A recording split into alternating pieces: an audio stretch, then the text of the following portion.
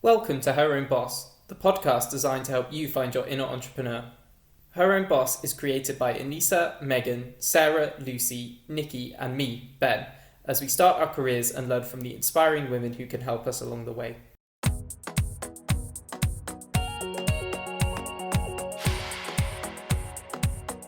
Hey everyone, this is your host Nikki, and today I'm joined by Tiwa Ogunlesi to break down how to recognize and deal with burnout. Tiwa is a globally recognized life coach, international speaker, and positive psychology specialist, and the founder of Confident and Killing It. This minisode has already helped me build loads of sustainable practices to avoid burnout in future, and I would love to hear what resonates with you most over on our Instagram at Her Own Boss Podcast. Enjoy! This episode is sponsored both by Rise, created by Barclays, and Barclays Eagle Labs. Rise and Eagle Labs are on a mission to support female founders shape the future of entrepreneurship by providing access to networks, mentorship, and training. Search Rise, created by Barclays, or Barclays Eagle Labs to find out more. Hi Tiwa!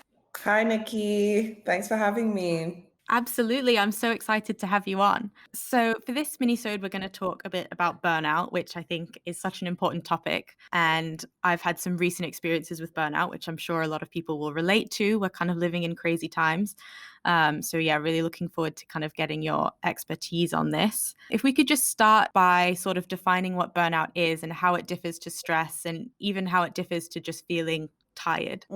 I think burnout is like the end destination. I think feeling tired, feeling stressed, like worn out, all of that are like the building blocks to getting to the final destination, which is burnout.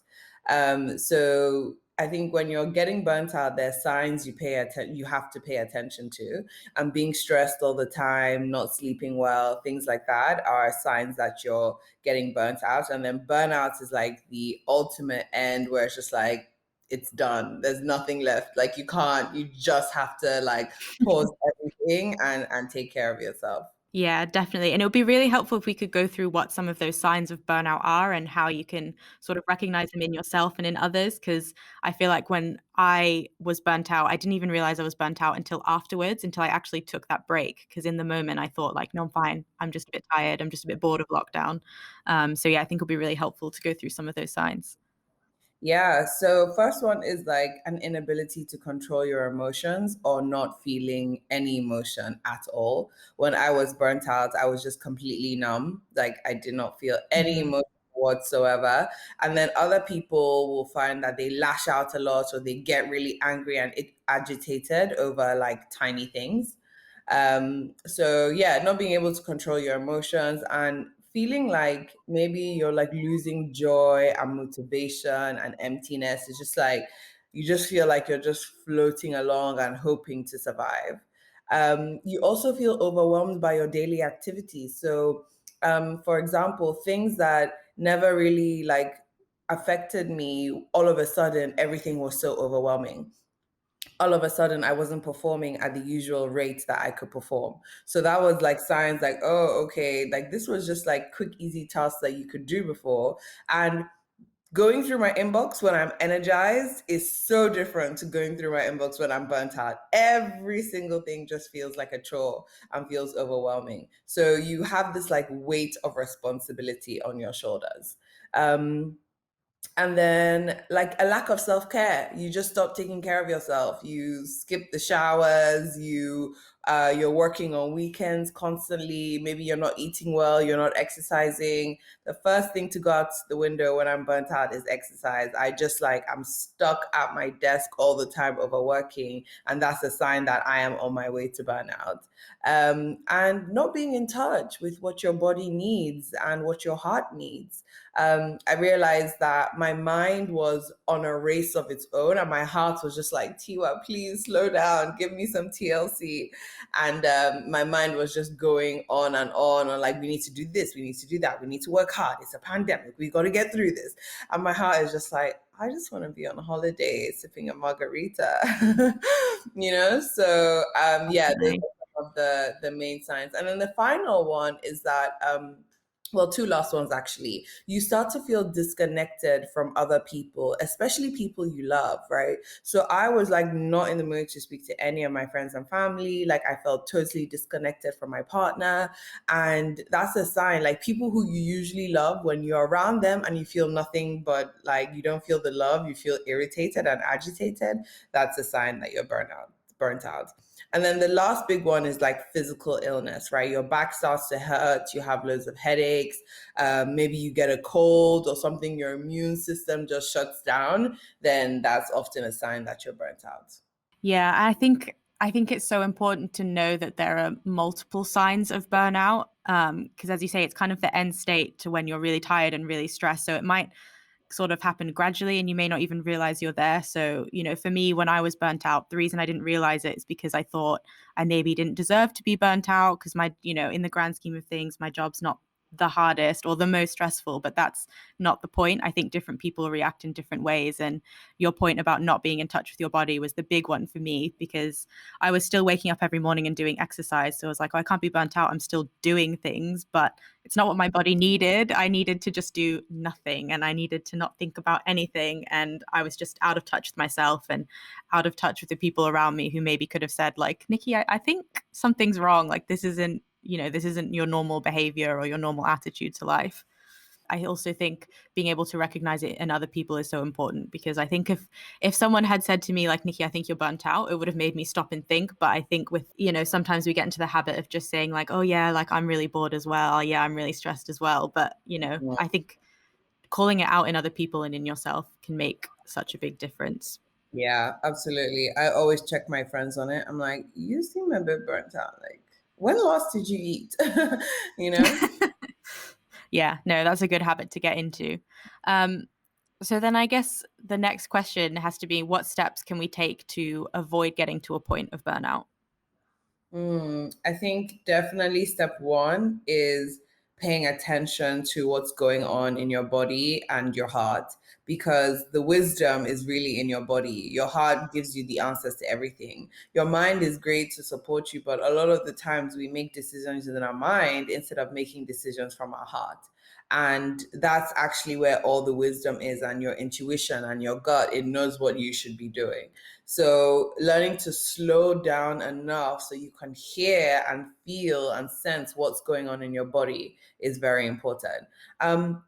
And also learning to process and articulate how you feel. Because if you bottle up your emotions, then it just piles up and the heaviness piles up. But when you can actually articulate how you feel and own and acknowledge that you're not feeling that great, then you can begin the process of moving forward.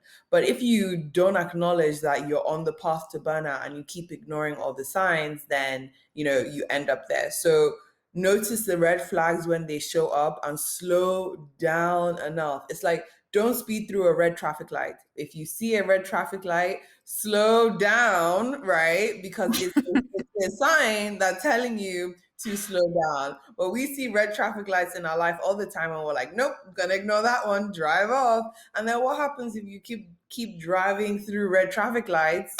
It's a car crash waiting to happen at some point, right? So I always say don't ignore the signs and actually do something about it when it comes up. Also, one of the biggest things that I learned last year in my burnout was that there are different types of rest. Rest isn't always about how much sleep you get because people will be like, oh my gosh, I slept 10 hours and I'm still exhausted, but they spend like 15 hours on their phone glued to a screen or on their laptop, right? So sleep isn't the only type of rest. There's emotional rest, there's social rest, there's mental rest where you actually switch off from technology and maybe you read a book or you go on a walk, that sort of thing. There's social rest where maybe you are an extrovert and you've been spending too much time with people and so you need to come inwards to rest. Or maybe you're an introvert and actually you need to go out more and get energized by people, that sort of thing. So understanding that there are different ways that your body needs rest and it's not always like the heavy intense exercise, and sometimes you might just need to like do some yoga and pilates and like slow things down a little bit, is a great way to get through burnout. Yeah, it's such a good point. And I love that kind of red light analogy. I think that's really good. And then my last question is, what should we do if we've reached a point of burnout? You kind of talked about taking time to rest and finding the way to rest that works best for you. But are there any other tips you would have for people, especially around kind of maybe getting back into work, but in a more sustainable way? Really good question. Don't be afraid to set boundaries. Like, the world moves so quickly. There is always work to be done. So last year, in December 2019, I quit my full-time job to run Confident and Killing It full time. And, pandemic hit, I lost all my business, but I managed to build it back up. And each month, it would be an intense amount of work coming in. And I'll be like, okay, next month must be the quiet month. Then next month would come, and then again, all this work coming in, and I go, okay, no, but maybe next month, right? Because as one of the myths around entrepreneurship is that you have your peak seasons and you have your down seasons. So I was like, oh, okay, the peak season has passed. It's August. No one really does anything in August. It'll be quiet. No, there is always work to be done. Even in December, there is always work to be done. And so you need to learn what is your pace. Like, it is your life, it is your rules, it is your pace, and you can set the pace. So my question to you would be, are you going along with the pace of life, or are you setting your own pace? I put my out of office from December, like maybe mid-December till mid-February. Literally, my out of office only just went off. And it's just kind of like, I was just like, I'm not about to start 2021 acting like 2020 didn't happen, because that was the hardest year I have ever worked in my whole life. That was the time I have burnt out, like burnt out. And I'm just like, I'm not about to start and repeat the whole thing again. Like, it's not that deep, I'm going to set my own schedule. And if my schedule doesn't work for you, then I'm sorry, we can't do the work. So you either adjust to my schedule or it doesn't happen. And I mean, obviously, when there's some big things, I will try my best to be flexible. And like, I did run a couple of corporate workshops in January because they were quite big clients that I have an existing relationship with. But I didn't really take on any new work. And my out of office actually said, hello, I'm taking things slow, so thank you for your patience. I didn't even say, I'm sorry. I just said, thank you for your patience. Don't apologize. Don't apologize. Right? Don't apologize for setting boundaries. Don't apologize for slowing down. And I was like, thank you for your patience. I will get back to you when I can. Like, that was it. And so many people responded going, oh my gosh, I love your out of office.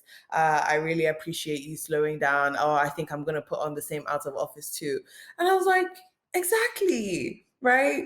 It's your life. You set the pace, and don't feel like, oh my gosh, I always have to be on and working and da da da da da. I literally only got out of bed today to record this podcast. There is no rule that says you have to be at your desk at 9 a.m. to get working. Like, I run my own business. Literally, if I want to stay in bed longer and work late another night, I'm going to do that. So if you're an entrepreneur, try and set the pace that works for you. If you're not an entrepreneur and obviously you work 9 to 5 and you have to be there, set boundaries with your work, right? If you have a lunch break, take your lunch break.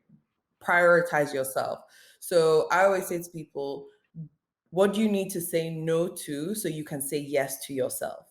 And that's the key thing to recovering from burnout. You need to start saying yes to yourself more and no to other people. I love all of that advice. All of those have just been amazing tips. And I think what I've kind of learned and taken away from that is that you need to be in touch with yourself and setting your own boundaries and, making sure when you see those kind of stop signs or those red lights, take it seriously and slow down, because once you've been burnt out, you don't want to go back there again. So thank you so much. It's been so helpful. Thanks for listening. Don't forget to subscribe so you don't miss an episode. You can find out more about Her Own Boss at herownboss.co.uk or by searching for us on LinkedIn and Instagram.